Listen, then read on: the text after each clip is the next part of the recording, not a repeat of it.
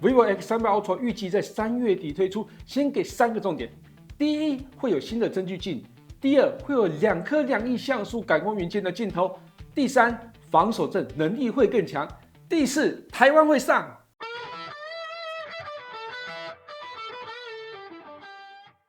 嗨，大家好，我是 Kissplay。每次 vivo X 系列发表会前，vivo 韩博销几乎都会提前释出不少重点讯息哦，让大家先批判起来。这次当然也不例外。虽然目前官方还没有正式公布完整的发表时间哦，那不过以目前外界的推测来看，很有可能会落在3月底左右，有可能是3月26号或是3月28号。所以在正式发表之前，今天先带大家一起来整理目前已经几乎可以确定的 vivo X300 Ultra 重点到底厉害在哪里。先讲结论，这是 vivo X300 Ultra， 如果只是把它看成一台拍照更强的旗舰手机，那可能就有一点太小看它了。因为从目前曝光的方向来看，vivo 想做的事情，蛮明确的哦。不只是想要让你拍得更清楚、更漂亮，而是想要让你从拍照、录影、色彩、收音、操控，甚至到后期流程的后置都能在一台手机上完成。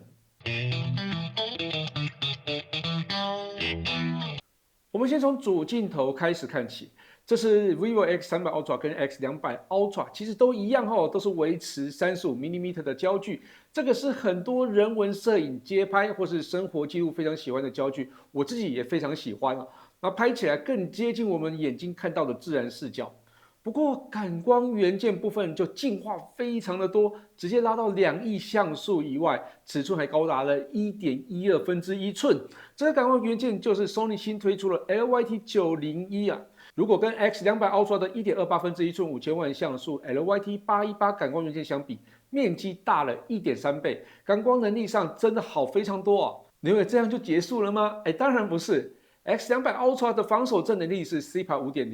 5.0，X300 Pro 直接进化到 CPA 5.5，已经非常强了但 X300 Ultra 真的有够夸张，直接拉到 CPA 6.5。无论是对于喜欢夜拍或是录影的朋友，拍摄成功率一定会大幅增加。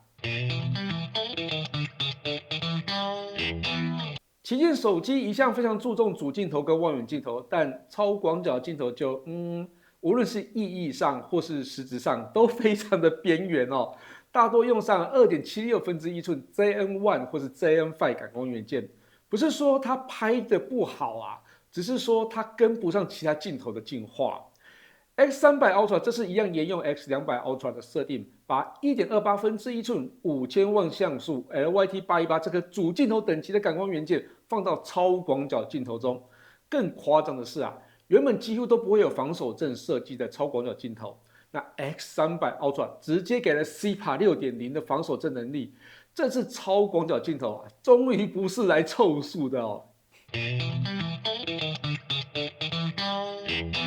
再来就是这是最有话题性的部分，长焦。从 X100 Ultra 到 X200 Ultra，vivo 长焦表现一直都非常有代表性，当然 X300 Ultra 也不例外。这是用上了全新2亿像素感光元件 ISOCELL HP0，感光元件大小目前还没有太多资讯，但消息提到是在 HP1 的基础上所开发的全新感光元件，尺寸应该还是1.4寸。不过在色彩、对焦、HDR 还有功耗部分都更进化。那除了感光元件以外呢，防守阵才是最大的重点。这是 X300 Ultra 直接把长焦的光学防守阵拉到3度某种程度就是把以前微云台那种精神找回来。防震等级高达 CPA 7.0这种夸张的数字。那这带来的好处是什么呢？最直接的就是可以在望远拍照时，安全快门可以放得更宽松一些，进光量也可以更高，拍摄成功率会更好这次长焦的升级不只是感光元件，还有防守阵而已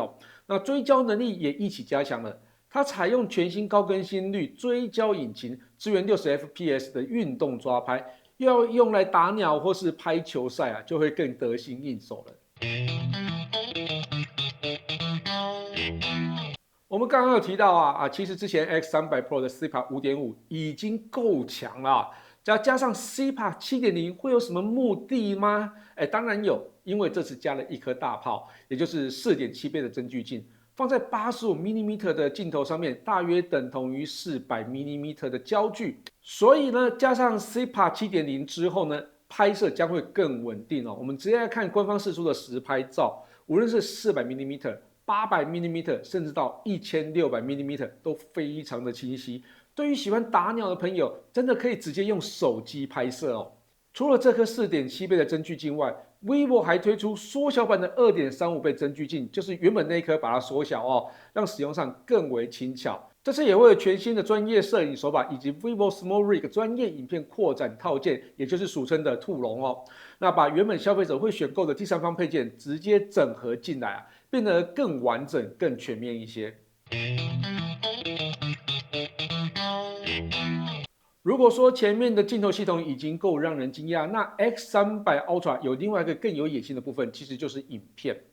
目前曝光的讯息来看，vivo 想要从拍摄、收音、色彩到后期都能完整的串起来哦。X300 Ultra 支援全焦段 4K 120fps 10bits 的 log， 还有呢全焦段 4K 120fps 杜比世界录影。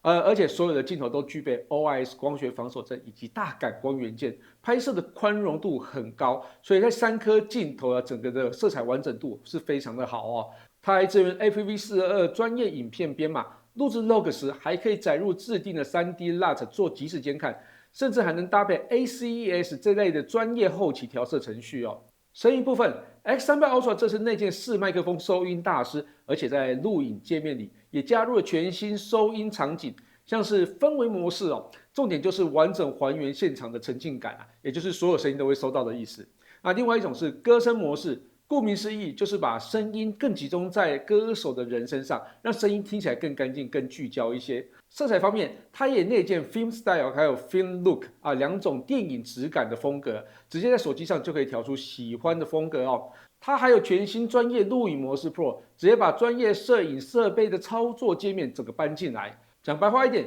所有拍摄的素材都是可以放进专业影片中的程度，这已经不是一般消费型手机的思维哦，很明显就是往创作者工具靠拢。对，这次 X300 Ultra 连扬声器也一起升级喽，用上全新设计的1697上扬声器，就上面的扬声器哦，透过拉长结构啊，在不影响相机模组空间的前提下，把机身内部的空间利用到最大，让上面跟下面两侧的声音可以更平衡一些哦。至于大家很关心的台湾会不会上市，会，目前已经透露说啊，台湾会上市的消息，但不确定数量会不会很多。也就是说，如果有计划想要入手 X300 Ultra 还有各项原厂配件的朋友，请直接第一时间下手。我可跟你说真的要第一时间下手，不然啊，可能要等好一阵子哦。以上就是 vivo X300 Ultra 目前已经确认的消息。感谢大家收看这期节目，希望大家也会喜欢这次的内容。如果有任何建议或问题，也欢迎留言让我知道。我是 Kissplay，我们下一次再见哦，拜拜。